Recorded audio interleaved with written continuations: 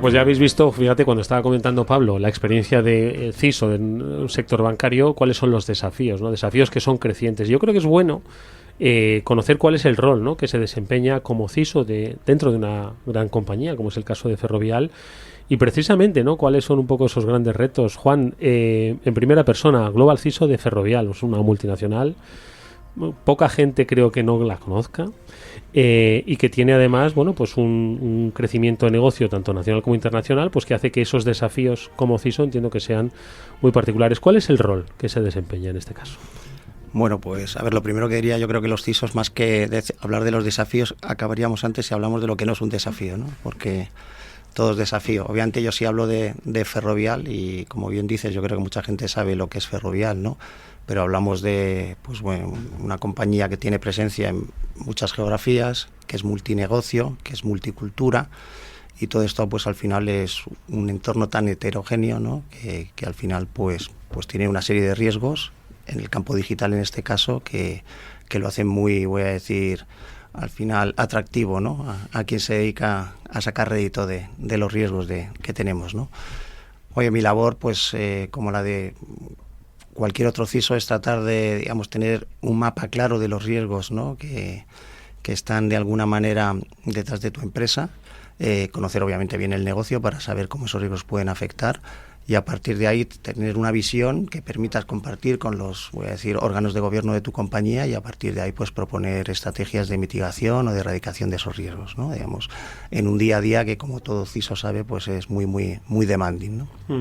Oye, pues permitidme que le pregunte a Pablo cómo es el acompañamiento que compañías como Zscaler a un desempeño como el que hace Ferrovial y una figura como la del CISO, porque el CISO no está solo ante el peligro, por fortuna, ¿no? Por fortuna. Afortunadamente, estamos aquí para ayudar en lo que podamos. No, una de las cosas que hacemos mucho es escucharles, escuchar a nuestros clientes, ¿no?, y realmente también entender qué demandas vienen, porque en el fondo tenemos una parte de innovación que es orgánica, digamos, la propia empresa investiga, identifica nuevas cosas que son necesarias, pero sobre todo es escuchar a los clientes, ¿no?, que cuáles son las prioridades que necesitan, porque tampoco se puede abordar todo, ¿no? Entonces, en el caso de Ferrovial, pues es el caso también de otras muchas empresas españolas que tienen cada vez más negocios internacionales, ¿no? Cada vez en más exposición. España se ha transformado en una economía de exportación, ¿no?, y empresas multinacionales que tienen que cumplir con muchas regulaciones en muchos países, ¿no? Entonces, estar con ellos... tenemos la suerte desde Zscaler de ser una multinacional, uno de los líderes del mercado, entonces eso también nos ayuda a tener pues conocimiento y más exposición en otras regiones. Podemos ya conocer qué pasa en los países donde opera Ferrovial, pero la idea es estar pues con innovación constante y tratando de escuchar a nuestros clientes, y luego también es una industria particular esta que tienes enfrente unos adversarios, ¿no? Entonces no para, como ellos, pues ninguno paramos. Oye, ya que hablábamos precisamente de este escenario antes en la noticia, un poco más rompedor, en el sentido de que es algo que nos rompe los esquemas que tradicionalmente tenemos de atacantes y demás, quería preguntaros por anécdotas, ¿vale? Un poco más de anécdota, en tu caso, Juan, anécdotas así de seguridad que te haya llamado la atención en el último año, así que hayas dicho, este tipo de escenario no me lo había planteado o no lo habría tenido contemplado. Y a ti, Pablo, un poco... ¿cuál dirías que es un poco la cosa más novedosa que habéis traído en Zscaler para proteger a las organizaciones, o que te haya llamado la atención que hayan pedido? Bueno, yo como anécdota diría, bueno, es decir, los usuarios no dejan de sorprenderte, ¿no?, muchas veces, ¿no?, sin poner casos concretos, ¿no? Pero es verdad que muchas veces, y suele pasar, ¿no?, cuando estabais hablando del escenario de Insider, ¿no?, pues muchas veces este escenario existe, pero muchas veces es por torpeza, o digamos, o por falta de atención, o por falta, es decir, no es una cosa premeditada, ni mucho menos. Y hay gente que actúa como insider sin serlo, ¿no?, digamos, y bueno, pues hasta que, voy a decir, das con lo que ha pasado, ¿no?, pues te puedes encontrar cosas muy peregrinas, ¿no?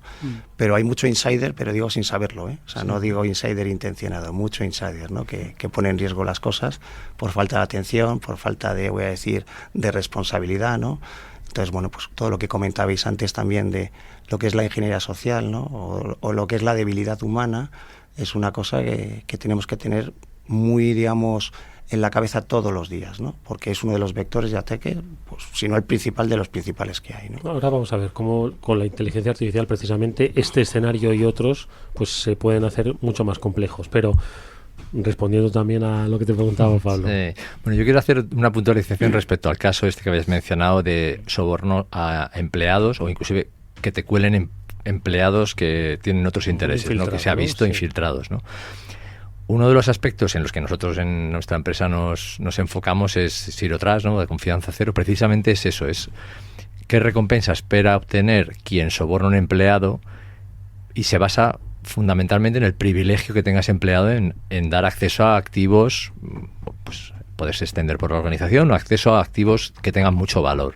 Entonces, cuando restringes esas capacidades y ese privilegio del empleado a un entorno muy concreto, que es donde tiene que desempeñar su valor, restas, es una manera un poco de defenderse, restas la recompensa y lo apetitoso que resulta, ¿no? Sobornar a alguien, infiltrar a alguien. Entonces, esa aproximación Zero Trust en el que no te fías de nadie, no es nada personal, es negocio. Es una política. Pero es así, no te fías de nadie por igual, te puede ayudar un poco a que sea menos lucrativo, ¿vale? Es verdad que si quieren un perfil concreto y tienen los recursos suficientes, lo que decía Mónica, pues es más complicado. En ese caso, monitorizar siempre, y siempre aparecerán. Inteligencia artificial aquí tiene un papel de búsqueda de anomalías de comportamiento, ese empleado que empieza a hacer cosas raras, ¿no? Si antes de que le pagaran tenía un comportamiento y después de que le pagan tiene otro comportamiento distinto, eso la tecnología lo puede detectar. Inteligencia artificial y grandes volúmenes de datos funcionan ahí, ¿vale? Entonces, bueno, es una manera. Está claro que esto pondremos esta medida y aparecerá otra cosa, y es constante, ¿no? Respecto a lo que preguntabas, y perdona que me extiendo un poco, pero innovación, desde el último año, yo llevo en la empresa 1 año y medio más o menos, ¿no? Y es verdad que desde el último año yo he notado una aceleración gradual, pero sin pausa, en el número de nuevos productos y nuevos ámbitos en los que estamos innovando, ¿no? Entonces, seguimos con la filosofía esta de Zero Trust Everywhere, de que cualquier comunicación, dispositivos, usuarios, cargas de trabajo, cualquier cosa tenga protección, ¿vale? Lo último, por ejemplo, pues una suite completa de soluciones para inteligencia artificial en todos sus sabores, la generativa, los copilotos, etcétera, los modelos de negocio de las empresas que se apoyan en inteligencia artificial, ¿vale? Como que no se salgan de sus entornos, y luego la nueva tendencia que muchas empresas están empezando a explorar, y algunas ya tienen proyectos sólidos de Agentic AI, ¿no? Ya entornos de inteligencia artificial hablan entre ellos, se conectan con APIs, con repositorios de información, y ahí no hay ni una persona, ¿no? Pues sería uno de los ámbitos, por decir uno. Hay muchos, pero ese sería uno de ellos. Desde luego que es interesantísimo, Pablo, y ya habéis sacado el tema de la inteligencia artificial, que es uno de los temas del año pasado, del año que viene. Seguramente seguiremos hablando mucho de ello. A nivel personal, yo creo que nos está cambiando y nos va a cambiar la vida, y a nivel corporativo, Juan, me gustaría saber qué estáis haciendo exactamente, tanto a nivel de protección como de defensa en el ámbito de la ciberseguridad, y por supuesto, Pablo, vosotros cómo estáis implementando la inteligencia artificial, que sé que estáis apostando muy fuerte por ello, ¿no? Muy bien, bueno, pues desde el punto de vista si queréis, de la protección, ¿no? de todo, del fenómeno de la inteligencia artificial, en Ferrovial hay una iniciativa que trata de aglutinar todas estas iniciativas, ¿no? Entonces, bueno, lo importante es estar desde el principio, desde lo que sería el inventario, identificación de cualquier solución de inteligencia artificial, bien, digamos, creada por nosotros o que venga de terceros, ¿no? Y estar ahí desde el principio, ¿no? Una vez que estamos ahí, y a partir del modelo que se ha definido, bueno, pues tratamos de proteger los diferentes elementos que al final juegan entre sí, ¿no? Para darte el resultado. Y no es fácil, ¿no? O sea, tengo que reconocer que, bueno, pues a día de hoy, de una manera todavía más voluntarista, pues bueno, pues tratamos de estar qué pasa con la entrada, qué pasa con la salida, qué pasa con los datos, ¿no? Digamos que puedo engañar al modelo, lo puedo envenenar, bueno, pues todas estas cosas, pero bueno, todavía nos queda, ¿no? Hay tal avalancha de iniciativas de inteligencia artificial, que el reto, y es en lo que estamos nosotros, es tratar de estandarizar, industrializar, digamos, tu aproximación al control, ¿vale?, de lo que es la inteligencia artificial. Yo creo que para llegar a eso todavía queda, ¿no? Cosas importantes, como ha comentado Pablo, ¿no? Pues hay soluciones, plataformas que te permitan intermediar todos los tráficos, intermediar todos los elementos, estar en medio de cualquier cosa, ¿no? Bueno, pues en eso estamos, ¿no? Pero bueno, al final, ya digo, los primeros pasos es identificar, estar, ahora digamos más con medidas, si queréis, más proyecto a proyecto, pero con ese ánimo y esa voluntad de industrializar las cosas, ¿no? Y en materia de, voy a decir, de la inteligencia artificial como una herramienta de ciberseguridad, pues también, ¿no? Digamos, nosotros tenemos grandes vendors con los que trabajamos y, digamos, toda la inteligencia artificial que utilizan en sus plataformas, pues la utilizamos nosotros. La hay más madura y la hay menos madura, ¿no? Nosotros, yo creo que sí que fuimos early adopters de algunas soluciones y, pues, algunas han funcionado y a otras les queda, ¿no? O sea, esto todavía tiene bastante recorrido, ¿no? Por poner ejemplos, como has dicho tú, la utilización de agentes, pues alguna vez de manera controlada, pero la hemos liado parda, ¿no? Por dejar a los agentes, digamos, tomar decisiones que te crees que lo van a hacer bien y hasta qué punto hay que intervenirlos o controlarlos o tomar decisiones todavía humanas cuando, bueno, pues hay bastante reto por ahí, ¿no? Pero desde luego hay que estar desde el principio en todas las iniciativas, ¿no? Con esa aspiración a estandarizar o industrializar la forma de responder. Sí, por nuestro lado, bueno, es inevitable. Al final es una herramienta que tenemos que aprovechar. Nos ayuda mucho a ser mucho más ágiles, a dar una respuesta más concreta, ¿no? Y como he dicho antes, por ejemplo, identificar patrones, que es la única manera de saber que está pasando algo porque no se parece a lo anterior, ¿no? Nosotros desde el año 2018 venimos invirtiendo mucho en inteligencia artificial, en los diferentes modelos. Al principio, pues sobre todo machine learning para análisis de tendencias, para hacer predicciones, ¿no? Análisis de malware, detección de amenazas. En los últimos tiempos hemos cambiado y una de las cosas relevantes que hicimos fue hacer una alianza con NVIDIA para sus modelos de software, empezar a implementarlos dentro de nuestra organización, no solamente comprar máquinas, ¿no? O sea, GPUs. Y lo que hacemos es copilotos, por ejemplo, lo que decía Juan, ¿no? Ayudar, pero como un asistente. Realmente es alguien, una herramienta que está asistiendo a una persona que es la que tiene que tomar la decisión. Estamos yendo también a soluciones un poco más de automatización, ¿no? Esas soluciones de automatización requieren el ir aprendiendo conjuntamente y que el usuario y la organización vaya teniendo cada vez más confianza, pero puedes ahorrar muchos costes si empiezas a tener herramientas que sean capaces de analizar el contexto, la situación y poder inicialmente proponer soluciones, proponer acciones, y a medida que vas viendo que va ganando confianza y que oye, lo hace bien, no se equivoca, el poder empezar a delegar, ¿no? Gradualmente. Un aspecto muy relevante que es fundamental, todo el tema relacionado con, por ejemplo, filtración de información, ¿no? Que ha sido un reto para muchas organizaciones, qué información es importante, qué información es la que debo proteger, dónde está, ¿no? El uso de inteligencia artificial permite hacerlo a escala y particularmente el uso de LLMs, los modelos grandes de lenguaje, el conocimiento semántico, ¿no? O sea, el poder leer un documento y saber de qué va, qué está diciendo, eso permite hacer una clasificación automática muy precisa. Entonces conseguimos ya un nivel casi como si lo leyera una persona, ¿no? Entonces eso avanza muchísimo a la hora de poder identificar dónde están mis joyas de la corona sin saber dónde están ni cómo son, ¿no? Entonces yo soy optimista. Hay muchas cosas que están funcionando bien. Hace falta tener decisión y tener recursos para poder abordar las inversiones que requiere, ¿no? Pero en nuestro caso vemos el retorno, el beneficio para todos y yo creo que es el camino a seguir. Fijaos, una pregunta muy breve con respecto a la adopción de la IA dentro de las organizaciones, ¿no? Un poco vuestra reflexión, porque siempre que hemos hablado con Zscaler hemos reivindicado que la transformación digital de las organizaciones se hace a través de la ciberseguridad, no es al revés, no se hace primero una implementación digital y luego pone ciberseguridad, sino la propia ciberseguridad te pone en tu nuevo estadio de la transformación digital. Y me atrevo a pensar que la inteligencia artificial tiene que ser algo similar, ¿no? Porque entiendo que todas las organizaciones, el departamento de marketing, el departamento de ventas y el departamento querrán todos utilizar la inteligencia artificial, pero creo que si lo hace la ciberseguridad primero, los departamentos de ciberseguridad, luego va a ir drenando ese uso, esa adaptación. No sé qué os parece esta idea. Pablo.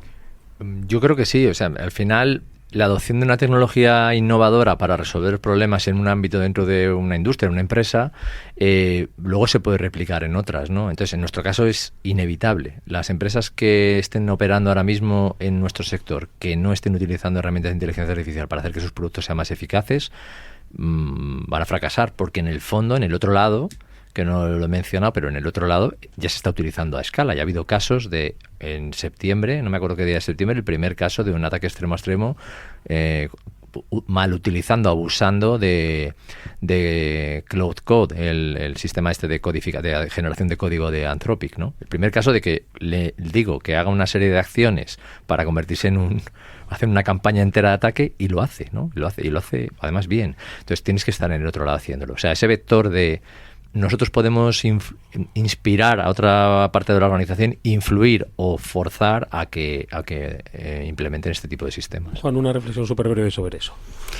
Bueno, yo creo, lo has dicho tú y estoy de acuerdo. O sea, yo cuando a veces nos preguntan a qué nos dedicamos desde la ciberseguridad, yo muchas veces digo que es a transformar una compañía, ¿no? La cultura y la forma de hacer las cosas. Y esto se hace desde la ciberseguridad muchas veces, ¿no?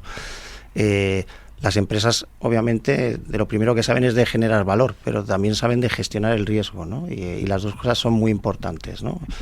En el ámbito financiero se sabe muy bien lo que es ser resiliente, lo que es ser compliant, o lo que es, digamos, bueno, en el ámbito digital todavía cuesta un poco más. Pero son conceptos que están muy interiorizados, y la ciberseguridad ayuda, voy a decir, a lo mejor a trasladar cosas que se conocían o que se aplicaban en otros entornos, a un entorno, si queréis, más digital, acompañando y, voy a decir, y puliendo o modificando los procesos para que no solo, digamos, generen valor, sino que también sean controlables, ¿no? En este caso, pues obviamente, en el que yo creo que a nadie se le escapa el poder que tiene la inteligencia artificial, pues es un ejemplo muy bueno de lo que se puede hacer desde la ciberseguridad, primero exponiendo los riesgos y luego ayudando a que la inteligencia artificial haga lo que tiene que hacer, pero de manera controlada. Eso transforma los procesos. Tenemos que estar desde el principio, ¿no? En ese tipo de iniciativas, ¿no? Yo, como comentaba, afortunadamente, nosotros todo lo metemos a través de un embudo de un programa, ¿no? Y es donde pues te permite al final tener visión de todo lo que hay y de las cosas que puedes hacer y de transformar lo que a lo mejor se querría hacer si no estás tú ahí, claro. Oye, y una cosa, aprovechando, iba a dar la noticia de que por fin Jaguar parece que la semana pasada ya empezó a ir reactivando su parte de producción. Estamos hablando de que esto pasó a principios de septiembre. A principios de septiembre se han tirado un mes parados totalmente. Entonces, yo creo que uno de los grandes retos que todas las compañías, sobre todo si son industriales, entiendo que Ferrovial es una de ellas, tienen el aspecto de OT e IoT en todas las oficinas, en todas las sedes, en donde trabajan, etcétera. ¿Cómo abordáis ese reto en Ferrovial y en Zscaler? Bueno, pues nosotros, efectivamente es un reto, tratamos de darle también una aproximación por un modelo formal, ¿no? Digamos, pues que obviamente empieza con esa identificación de activos en cada una de las geografías, qué relevancia tienen estos activos, qué nivel de actualización tienen los activos, ¿no? Porque no siempre puedes hacer lo mismo, ¿no? Y a partir de ahí, pues desplegar las medidas que es posible. Es decir, nosotros pues tenemos plantas de tratamiento de agua, pero tenemos también sistemas de equipajes en aeropuertos, o tenemos lo que llamamos los sistemas de carretera en las autopistas, ¿no? Todo eso es, o tenemos lo que se llama la obra conectada, ¿no? Dependiendo del negocio, pues hay muchas cosas, ¿no? Entonces, pues a través de, ya os digo, un modelo, una aproximación formal, no solo es identificar, sino poner, digamos, a cada activo en su sitio con respecto al valor que tiene, y a partir de ahí pues aplicamos medidas preventivas cuando pueden ser preventivas, y si no, detectivas y de respuesta, ¿no? Pero sí, es una cosa. Quizá Ferrovial no es tan industrial como si estamos hablando, no sé, de una energética o, digamos, otros escenarios, que también tenemos energía, pero bueno, no a esos niveles. Pero sí es un momento muy, muy relevante, ¿no? Y efectivamente te pueden parar las operaciones en cualquier momento, ¿no? O sea que sí, para nosotros prioridad máxima. Sí, nosotros vemos lo mismo. Al final, si cada vez más negocio depende de nuestros clientes, depende de sensorización, depende de esa interacción de la parte IT con la parte OT, pues estamos ahí, ¿no? Entonces, una de las cosas que nosotros hicimos hace algo más de un año es comprar una compañía que tenía soluciones específicas para estos entornos, para dar una protección, extender nuestro modelo de confianza cero, Zero Trust, en el entorno de IoT-OT, que aunque son distintos, ¿vale?, pero tienen ciertos patrones comunes. Entonces, vemos esa explosión. Esa compra de esa compañía nos ha permitido pues abordar y proponer a nuestros clientes maneras de abordar la seguridad, como por ejemplo eso, conseguir aislar cada uno de los dispositivos y que esté totalmente controlado qué comunicaciones existen. Entonces ya no existe nunca más el concepto de secuestro de una infraestructura, por ejemplo, ¿no? Tienes que ir uno a uno, no hay ningún entorno en el que puedas extenderte, ¿no? Eso por un lado.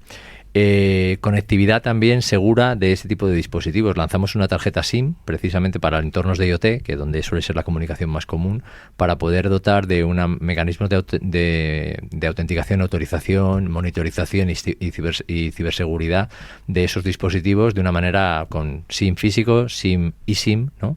De manera que al final en grandes despliegues en entornos, ya no solamente industria, pero por ejemplo retail, ¿no? Tienen muchísima sensorización de tiendas, ¿no?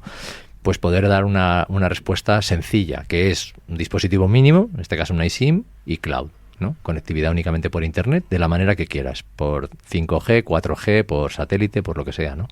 Entonces, un poco son los caminos en los que estamos yendo. Por eso, porque es un riesgo de negocio creciente y cada vez más hay una dependencia de negocio de este tipo de tecnologías, ¿no?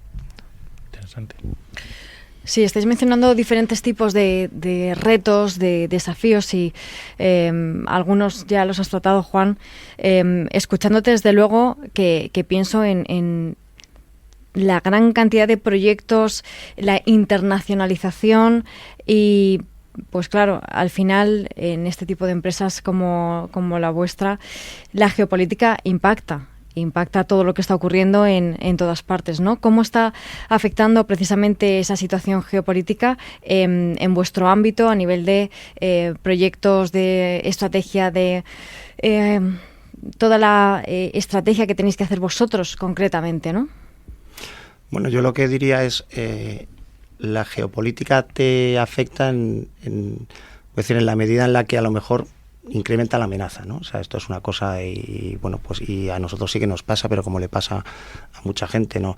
Nosotros primero tenemos proximidad geográfica a algunos de los conflictos, es decir, tenemos una empresa, digamos, que es la primera constructora en Polonia, ¿no? Y bueno, pues Polonia pues está metido en medio de un conflicto y de una historia geopolítica muy, voy a decir, compleja, ¿no? Entonces, bueno, pues geográficamente te afecta, pero también, voy a decir, gestionamos infraestructuras críticas en otros países, ¿no? Y bueno, pues al final cuando hay tensiones geopolíticas, en el norte, en el sur, a la derecha o a la izquierda, pues siempre las infraestructuras críticas de una u otra manera pues acaban sufriéndolo, ¿no? Entonces, bueno, no es solo, digamos, el que haya una tensión geopolítica o un conflicto en una determinada geografía, es como afecta, digamos, al resto del mundo en función de los actores que están implicados, tanto en un lado como en el otro. De ahí que voy a decir, todas las herramientas que tengamos de ciberinteligencia, ¿no? Digamos, o inteligencia de amenazas, pues son esenciales, ¿no? Pero sí, nos afecta, ¿no? Ya os digo, tanto geográficamente como desde el punto de vista de la gestión de infraestructuras críticas, que al final sí se resienten con estas cosas, ¿no? O sea, quiere decir, somos apetitosos como otras empresas lo son, ¿no? Al Pablo, conflicto. Sí, perdón, en este escenario que habéis definido, vosotros desde Zscaler, ¿veis que se ha vuelto más complejo en cuanto a su gestión? Porque hace 2 años el mundo no estaba tan revuelto, andaba revuelto, pero no estaba tan revuelto como lo está ahora, ¿no? Y como parece que se va a revolver aún más, ¿no? Entonces, un poco, ¿cuál es tu reflexión sobre cómo se debe gestionar en este entorno de incertidumbre? Que parecía, insisto, hace 10 años se hablaba de los tiempos VUCA, ¿os acordáis? Y ya nadie hablaba de ellos y ahora vuelven a estar, ¿no?, sobre la mesa. Sí. Bueno, yo espero que no empeore. No, yo tampoco. Pero hay que estar, nadie, por favor. Pero hay que estar preparados, por si acaso, ¿no? A ver, yo veo aquí 2 grandes entornos en los que nosotros nos enfrentamos y nos genera tensión, ¿vale? Uno es el cibercrimen, que sigue al trantrán, ¿no? Ellos van a lo suyo, a sus fuentes de ingresos, a conseguir pasta, vamos. Y luego está, cuando hay tensiones geopolíticas, se incrementa la actividad de los Estados-nación. Entonces ahí es donde los grupos amparados por Estado, que tienen una motivación política, incrementa su actividad. Estamos viendo ahora que, me atrevo a decir, Rusia, ¿no? Pues parece que está detrás de muchos intentos de crear esa amenaza híbrida a los drones que sobrevuelan el espacio aéreo de otro país, las infraestructuras aeroportuarias hace un par de semanas en Europa. Entonces, tenemos que estar preparados para ese incremento. Eso añade mucha más tensión a las organizaciones a las que servimos y a nosotros también, ¿no? Entonces, en esto supone tener que poner más foco, más inteligencia de amenazas, compartir más rápido lo que estamos viendo, ¿no? Y tratar de, como industria, es verdad que sí que funciona bien el hecho de que haya un conocimiento colectivo de qué está pasando, ¿no? Y cómo se están moviendo este tipo de grupos, ¿no?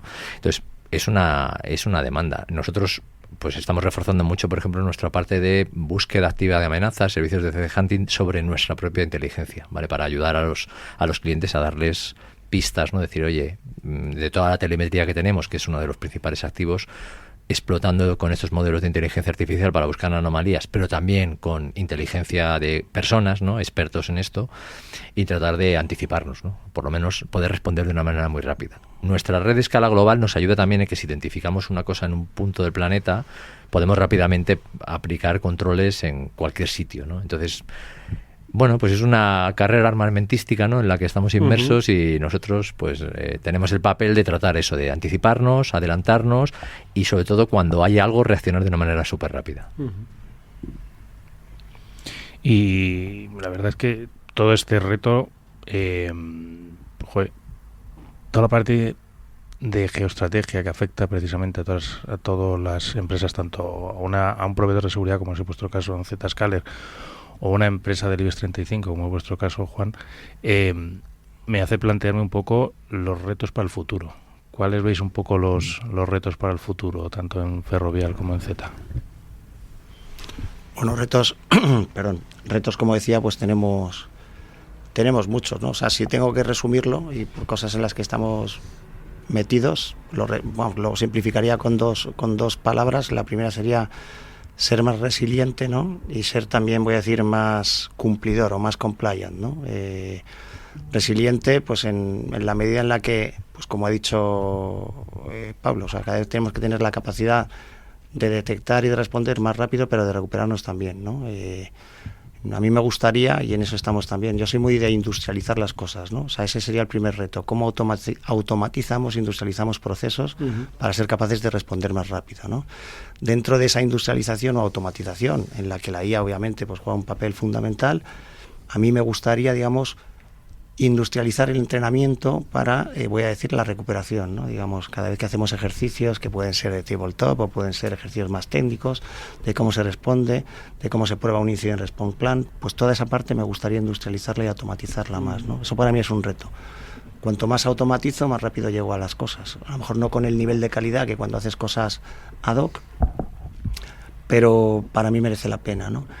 Y si hablo del mundo del cumplimiento, ¿no? Ferrovial tiene, bueno, con muchas empresas, pero ahora estamos absolutamente desbordados por cumplimiento en los dos lados del charco. Ya sabéis que tenemos todo el tema de ENIS en Europa, pero en Estados Unidos la regulación cada vez aprieta más, ¿no? Y es más exigente. Quizá más, al margen de que sea más sectorial, pero bueno, muy ligada también a lo que es la empresa, a la SEC, a los estados financieros, pero muy exigente, ¿no? Y entonces es un reto estar a la altura de la regulación y que esto no impacte de manera negativa a la empresa, ¿no? En eso estamos. Y cosas de toda la vida también, pues mejorar, voy a decir, nuestra superficie de ataque, ¿no? Ahí Pablo, obviamente, con Zscaler, pues sabe mucho más que yo de estas cosas, y con esa obsesión siempre de intermediar cualquier relación de un consumidor de nuestro entorno digital con nuestro entorno digital, ¿no? Pues en eso también tratamos de mejorar. Como he dicho, la inteligencia fundamental, ¿no? De amenazas y de todo lo que está pasando. Esto por decir algo, porque podría estar aquí como 2 o 3 programas. No, pero oye, ahora que Pablo haga su reflexión, pero me ha gustado mucho la tendencia hacia la automatización, entendida como velocidad de respuesta, y sobre todo la automatización de la recuperación, ¿no? Yo creo que eso también para el negocio es clave. Y esto sí que el lenguaje de negocios, ¿no? Que es un poco lo que se reclama desde el sector para que la dirección se implique, ¿no? En este sentido, o que los CISOs tengan hueco en el negocio, espacio en el negocio, me parece muy interesante. Pero bueno, lo comentamos si queréis más adelante con otros aspectos que Pablo nos diga.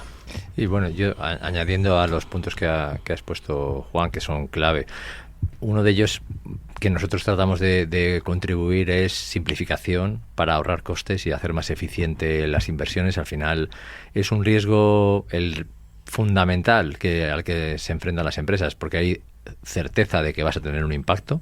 O sea, una crisis financiera puedes tener en tu empresa sí o no, depende de cómo lo gestiones, que vas a tener un impacto, hay una certeza al 100%, no sabes cuándo, pero te va a pasar, ¿no?